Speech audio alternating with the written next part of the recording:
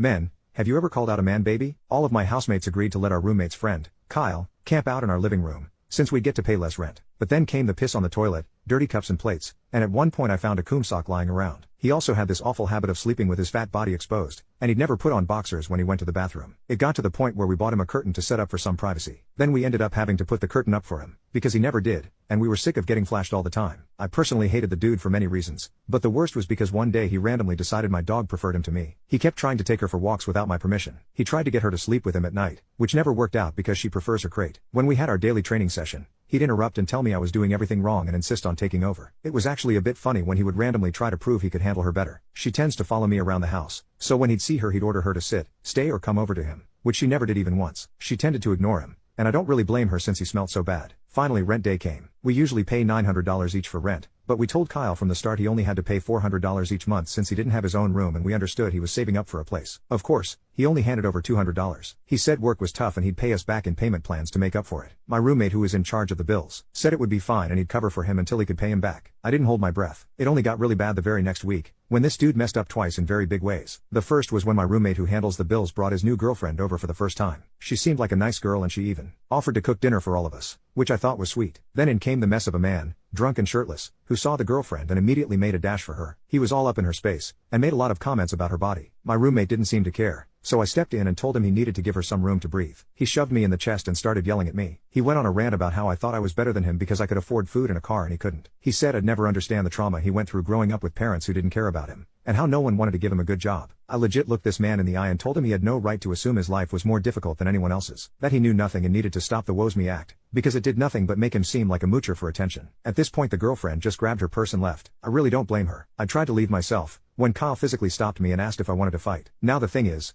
Kyle is actually a really big dude, and could do some serious damage if he tried. I turned to my roommate that had invited him here, and told him to do something about this drunk mess because I wasn't anyone's parent here, and I would absolutely sue if he assaulted me. My roommate went over and talked to Kyle, and he calmed down. By the next day it seemed like he either forgot, or was pretending the previous day hadn't happened. I couldn't tell you which. Then 2 days later I came home from work to find vomit throughout the house. At first I thought it was Kyle. It seemed his style, but then I saw my dog in my bedroom throwing up. I got really worried and rushed her to the vet. I texted my roommates to ask what happened, and one texted back saying Kyle woke up and found dry spaghetti noodles all over the floor. I told the vet and they said she was probably just dehydrated. They did some tests, and ended up pumping some water into the back of her neck to help her rehydrate. They said she'd look like a camel with the bump for a while, but that it would go down and she would be fine. I brought her back home and found the vomit still there, so I cleaned it up. I went to the others and asked who the hell left a box of spaghetti open, where my dog could reach it. Kyle said he had left the pantry cabinet door open, but it wasn't his fault, my dog was so badly trained. I immediately knew he was full of bull. Our pantry door closes automatically, and the only way my dog could have gotten in there was if it was propped open. I said as much, and he said maybe I deserve my dog getting sick since I wasn't a good dog parent. I effing lost it. I ran forward to punch him, but was stopped by my 2 roommates, who told him to take a walk so they could talk to me. As soon as he left I told them I wanted him gone. He was a disgusting slob who did nothing for himself, or the house, and hadn't even paid rent. He harassed the girlfriend earlier, and now it seems like he poisoned my dog. They agreed with me that he needed to leave. My roommate who brought him here apologized about ever bringing him into our lives. We settled on him having until the end of the month to get TF out, and that he still owed us rent. My roommate in charge of the money offered to tell him, and I agreed. Only the next day, that very same roommate asked for us all to gather to talk to him, just to find out he did not stick to the plan. Apparently Kyle gave him a whole sob story, so he told him he could stay for an entire extra month after the end of this one,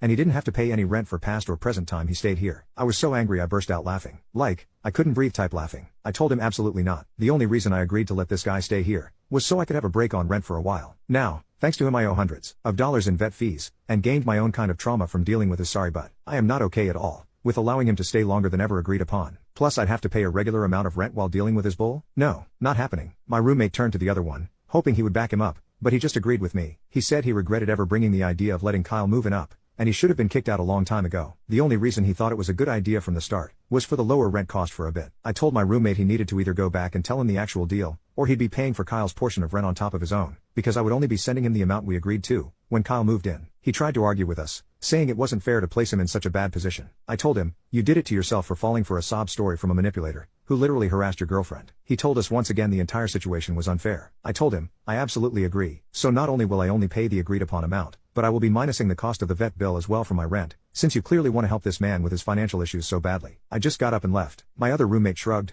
apologized again, and walked away too. When rent time came I ended up paying him only the agreed upon amount, not minus the vet bill, as I thought that was going too far. I wrote a note and attached it to Kyle's curtain that he has only 7 more days to leave or he'd find all his stuff on a curb outside. 3 days later the guy finally left. None of us have interacted with one another since. We're all still pissed at each other and I don't know if that's ever gonna change.